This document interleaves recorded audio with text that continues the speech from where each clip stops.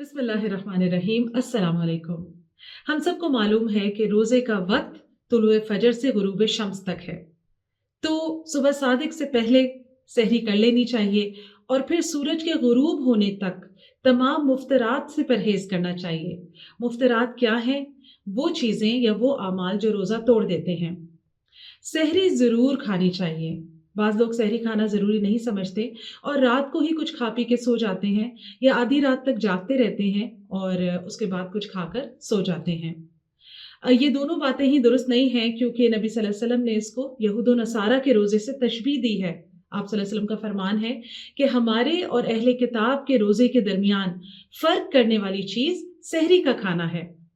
यानी अहले किताब सहरी नहीं खाया करते थे और मुसलमान सहरी खाते हैं। तो सहरी ज़रूर खाएँ, चाहे एक खजूर से सहरी खा लें या चंद घूँट पानी के पी लें। क्योंकि इस खाने को नबी सल्लल्लाहु अलैहि वसल्लम ने बहुत मुबारक करार दिया है और सहरी को मुबारक खाने से तशबीह दी है। इसके बारे में आप सल्लल्लाहु अलैहि वसल्लम की एक हदीस है कि सहरी का खाना बाइसे बरकत है, इसलिए इसको ना छोड़ा जाए, चाहे कोई एक घूँट पानी ही पी ले, क्योंकि अल्लाह अज़्ज़ व जल और उसके फरिश्ते सहरी खाने वालों पर रहमत भेजते हैं। तो कितनी माशाल्लाह अच्छी बात है कि ऐसा शख्स जो अपनी नींद की कुर्बानी दे के उठता है, सहरी बनाता है, सहरी खाता है या चंद घूँट पानी ही पी लेता है, तो अल्लाह ताला भी उसके लिए उसके ऊपर रहमत भेजते हैं और फरिश्ते भी उसके लिए रहमत और मग़फ़िरत की दुआएँ करते हैं।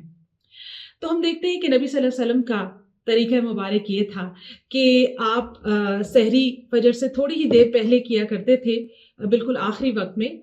और रोज़ेदार के लिए भी ये तरीक़ा नबूवत जो है वो बहुत फ़ायदेमंद है। एक फ़ायदा तो उसका ये देखें कि फिर फ़जर की नमाज़ में सुस्ती नहीं होती। आदमियों ने क्योंकि मस्जिद जाना होता है तो वो लोग मस्जिद के लिए भी निकल पड़ते हैं और औरतों के लिए भी फ़ौरन फ़जर की नमाज़ पढ़ना आसान हो जाता है। फिर रोज़े की इब्तिदा और इंतहा में वक़फ़ा कम हो जाता है, तो एक तरह से रोज़ेदार के लिए ये एक सहूलत बन जाती है। रोज़ा खोलने में भी जल्दी करनी चाहिए। ये भी आप सल्लल्लाहु अलैहि वसल्लम की एक सुन्नत है कि रोज़ा खोलने में ताख़ीर ना की जाए, बल्कि जैसे ही मग़रिब की नमाज़ हो फ़ौरन ही रोज़ा खोल लिया जाए। बाज़ लोग सूरज के ग़ुरूब होने का इंतज़ार करते हैं, जो कि दुरुस्त नहीं है।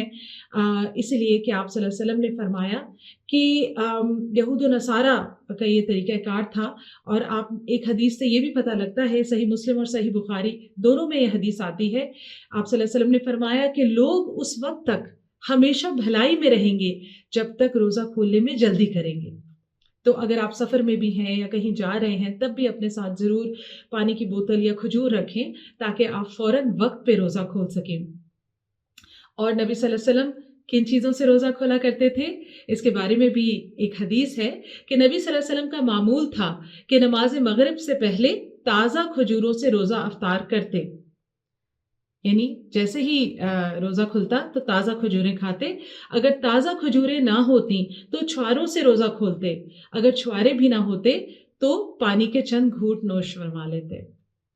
तो आप देखें कि ये कितना सादा और कितना हेल्दी अफ़्तारी है।